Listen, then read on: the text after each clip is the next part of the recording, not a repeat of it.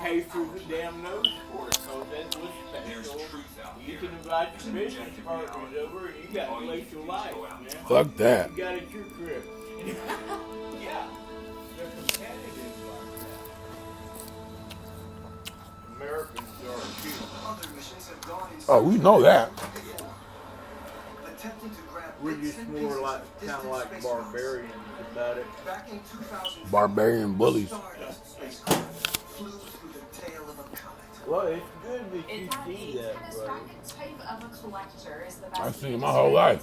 It was grid, and it was able to put that grid out as it flew through the tail and collect those particles, stow it into its sample return capsule, and return it to Earth. While it was an arduous task to find the microscopic particles trapped inside the grid, researchers made profound discoveries that have revolutionized our understanding of solar system formation with about 1 milligram of space dust. In 2005, the Japanese Space Exploration Agency's Hayabusa mission attempted to grab a piece of an asteroid named Itokawa. The mission was filled with mishaps. There were a lot of troubles. We had a lot of discouragement or disappointment. Right. It was a successful failure. Yeah, I don't like that mushy shit. Yes, they still managed to get the spacecraft back to Earth. Albertson's got a lot of good shit. Bits and pieces of asteroid dust and dirt were brought back to Earth. But their take was small. Only about 1,500. Is there Albertsons in Texas? The Hayabusa samples were specifically ranged between 20 and 100 microns in size. Just to give you an estimate of how small that is, diameter of human hair being 100 to 200 microns in size. And so we're looking at particles that are half the diameter or smaller. The amount of asteroid dust OSIRIS-REx could scoop up is enough to fill a few grande-sized coffee cups. If we were able to collect that much material, it would be orders of magnitude larger than any other sampling ever done at any asteroid anywhere ever. Is a little bit higher in, Thousands of times like neighborhood stores. and covered the mountains of solar system secrets. Campbell. September 8th, 2016.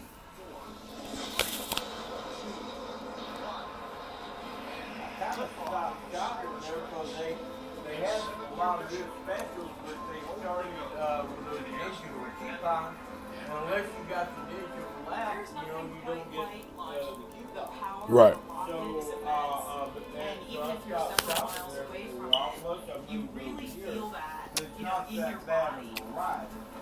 The only way I can describe the experience is transcendental because your whole career is led Now from I've that got an moment. issue, but now And we're there's a million things that go through your mind that could go wrong, and the show could be over at that point. an hour on the damn bus with people talking all over the place. So you kind of just have to reach that peaceful moment inside yourself and enjoy it, experience it, and What you looking whatever's for? going to happen is going to happen. What you looking for?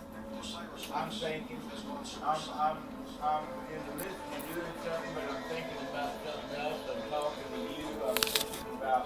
As an My active mind byproduct, runs with hurls the random like spacecraft that. out That's of why I Earth's like to orbit. freeze up. The people I behind the don't know mission whether to go with the thoughts that's in my mind and just kind of meditate on that, or finish whatever the fuck it is that I The was first thinking to several do. months of the mission went very smoothly. yeah, The spacecraft was slowly approaching Daniel. I've had that issue all The next step now is all eyes on the prize, focused on collecting the sample and bringing it back to Earth. Why are we going to Bingo? What makes this asteroid so One of the first jobs I had on this mission was actually to find an asteroid that we could get to. And you would think that would be easy. I mean, like nowadays, there's almost a million asteroids that we know about. Ain't nothing like an apple with some tahini on it. pockmarked with craters? Potato-shaped Ida has its own moon, I'll just withdraw. Conical is the smallest Hot Pocket. celestial object with rings. But scientists have had their eye on Shit. Bennu for Them over Philly 20 cheesesteak years. Hot Pockets fire though. From Earth, Bennu is a barely discernible dot of light. Even from Earth telescopes on mountaintops, you really can't get a good picture of Bennu. Why then is this mysterious dot in the night sky 1 in a million? 1999, the Arecibo Radio Telescope and the Goldstone Deep Space I'm Network cutting my breath, man. took this series of You radar motherfucker images just of in them all. Although grainy and pixelated, Fuck, let's open they this start motherfucker. to paint a picture of this tiny asteroid. Strike, strike, strike. Map its shape, its This rotation, bitch ass you nigga get a again. pretty good I idea still of ain't what sold the size person. it was going to be and what the overall structure of the asteroid was going to look like. Bennu is shaped like a spinning top. It completes a full rotation about every 4.5 hours. When it comes to its size, this space rock isn't much taller than the Empire State Building. But it's Bennu's location that really piques the team's interest.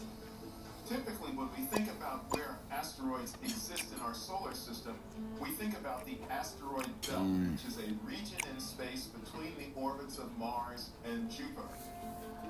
But there are a whole class of asteroids like Bennu that we identify as near-Earth asteroids because their trajectory brings them close to Earth at some point. There are more than 20,000 near-Earth Let me see who I got on my auction block first. The closer an asteroid is to Earth, the easier it is to reach with a spacecraft. What's been going on with you, Pito? The rocket you can use. How your day been, By brother? how long the mission can be, because time is money.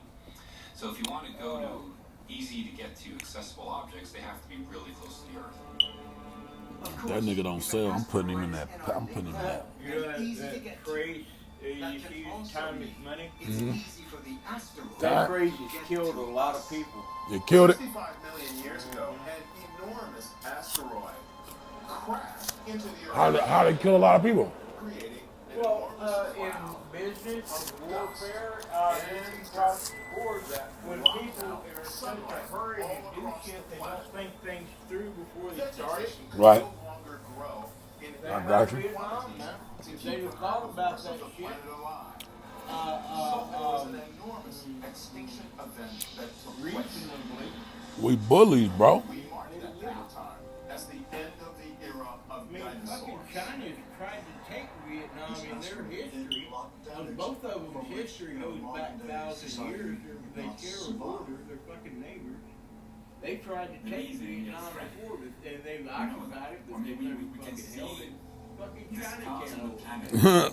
I mean, what makes it makes me wonder why any fucking politician from the president on Researchers down predict that ever as actually early as cracked the history book 2175, when they were Bennu's orbit could be on a collision course with Earth. They said Should that war happen, college. the damage created by that would be absolutely enormous. The energy that it would release would be equal to 1,200 megatons of force. That's larger than all of the nuclear explosions Nuclear. since World War II. Is not going to end like on the planet. That is not going to happen. But it does have enough energy to wipe out a city. If we hit some populated area, that city will be gone. We need to take this seriously. The chance of an impact is low, but the consequences are very high. A deeper understanding of near-Earth asteroids could help future scientists design a mission to deflect or disrupt these potential killers. But they can also help reveal secrets of the Earth's distant past. Asteroids actually are remnants left over from the earliest periods in the history of our solar system. They essentially have locked up inside them many of the secrets of what the solar system was like when it first began. 4.5 billion years ago, as the planets in our solar system formed, gas and dust stuck together, forming petals. These are like earliest formed solids that you can Woo. find. Pebbles. Where they fucking with the whoop? Of course, in all this mess, there's lots of collisions going on. Boulders into mountain-sized asteroids. Hey, P, you want to join the league or what, P? You have protoplanets that are being hit by these asteroids. It's chaotic. When the dust settled, Oh my the God. planets had taken shape. That fucking felt great. There was plenty of material left over. Millions of small chunks of rock, Oh, my neck. metal, and ice. These asteroids are actually tracers. You motherfuckers talking about ice. Oh, So if you take the planet, if you the want planet is like an I'm gonna omelet. make this peanut salad, but A complex mix of ingredients, assembled bit by bit. You start with the 2 yellow eggs, Perhaps a pepper, an onion, Salt and possibly cheese. Shit. you put them in a pan, it warms up, and then it's transformed into an omelette. So if I show you an omelette and you never saw eggs before, you will never be able to deduce that you started with eggs. Just like an omelet, planet Earth's ingredients have been scrambled and cooked over time. Earth has been changing. We have volcanoes, we have earthquakes, and it's difficult to know exactly what Earth was like at the very beginning of all the formation. Asteroids like Bennu, on the other hand, are remnants of that very, very earliest part of solar system history. So they're little time capsules that record what kinds of chemistry was present. And they may contain some of the same Oh, key 74 ingredients overall. in Earth's Oh, original that's recipe, why. including one very special ingredient that none of us could live without. We knew Bennu was very dark, and that was one of the. Smith, what you mean, Smith? Which one? Harrison That Smith? means that it has a lot of carbon on its surface. Juju It's Smith mostly Schuster? organic molecules. Carbon forms the backbone of all life on Earth. It's in land, air, and the ocean. And in every plant and animal. But how did it all get here? it would be much easier if we could just say that carbon was right here to begin with. But Check if this we out, look at the very Pete. earliest history Last of night, development of Earth, the first that 600 motherfucking legend million years, this planet was on the is auction block entirely for molten. 495,000 It's a coins. cauldron of lava and I didn't have no magma. fucking coins to buy the motherfucker, dog. I was pissed. That was a steal, bro. I could have sold that mother for $2 million. Any carbon near Earth's molten surface would have evaporated into space. So we still have this mystery on our hands. How did carbon get to this planet? Did this key ingredient for life actually hitch a ride to Earth on comets and asteroids? One of the ideas is that this impact brought all the elements that favored the emergence of life on Earth. In 2014, one extraordinary mission of the European Space Agency named Rosetta found Mad for what? Look at my team. I'm not The mad intention for of what. Rosetta was to land onto the surface of Comet 67P so that we could better study what the surface composition was like. The mission made history when it dispatched a lander named Philae onto the surface of Comet 67P. The first landing of its kind. We have done something nobody had ever done. This is an achievement not only for ESA but for mankind. But the mission also made a landmark You know, I just noticed. I got Harrison Smith too, just so you know. that are crucial for building life on Earth.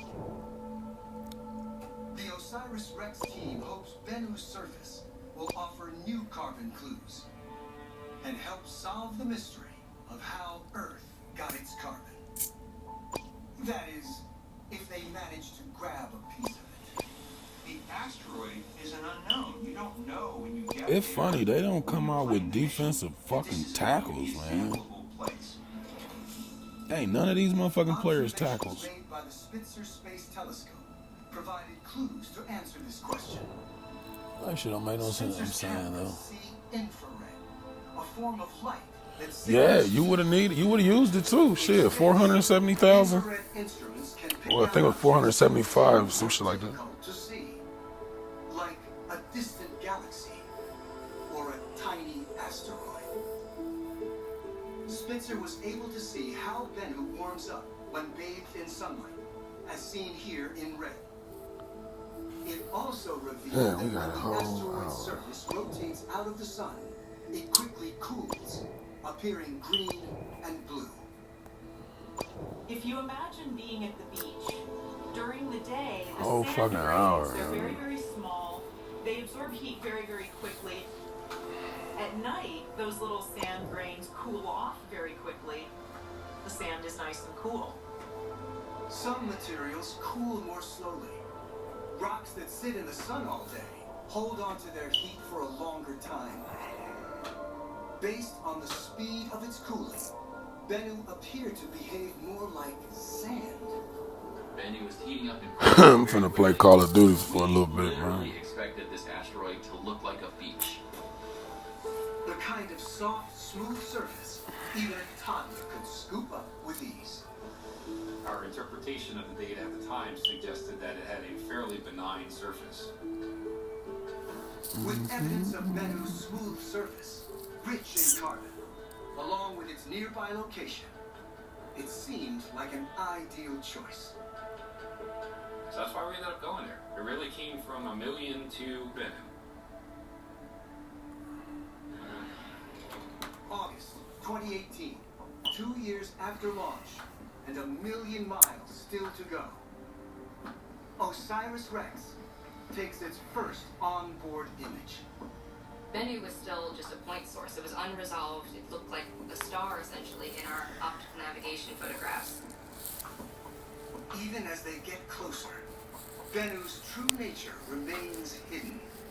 The fact that we were going so close to Bennu and still knew so little about its properties made it really exciting and amazing. It's a little bit tricky. Not all the information that you need is available, so you can't evaluate, in some sense, the risk. December 3rd, 2018. OSIRIS-REx finally reaches its destination. We have arrived. It's a great accomplishment. The spacecraft just 12 miles from Bennu's surface, the team gets ready to gaze upon the first close-up images of the asteroid. Excited to see a smooth, sandy surface. I told the team we should be expecting a large beach, and so it's going to be easy to find a place to collect the sample. That is not what Bennu looked like at all.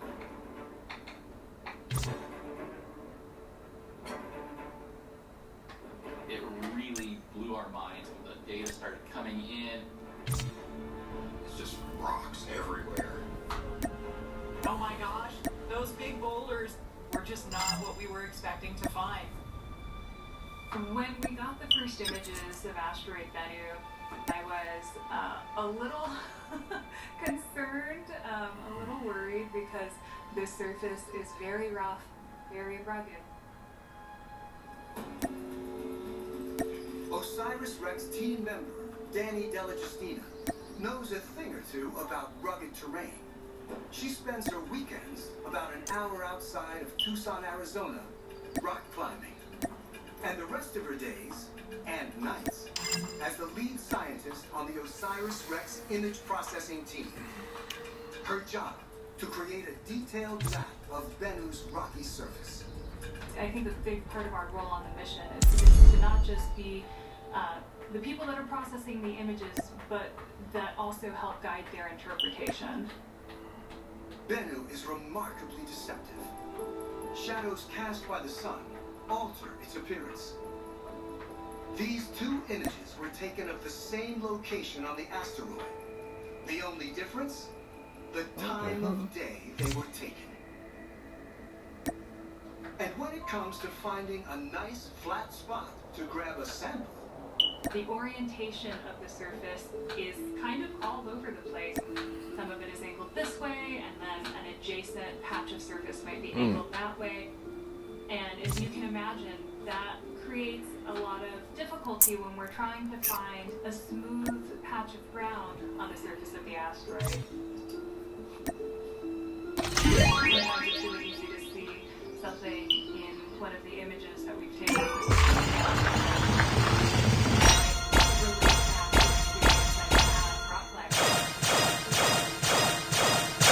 Check myself and remember that something might give me some false intuition about what I'm seeing on Bennu. We're looking at a surface of a planetary object that is completely distinct from Earth. One of those differences, the strength of Bennu's gravity in comparison to Earth's. Earth is trillions of times. Its strong gravity creates enough heat inside the Earth to melt rock and ultimately cook up the solid stone Danny can safely scale. Bennu grabs that gravitational power. Bennu is such a small object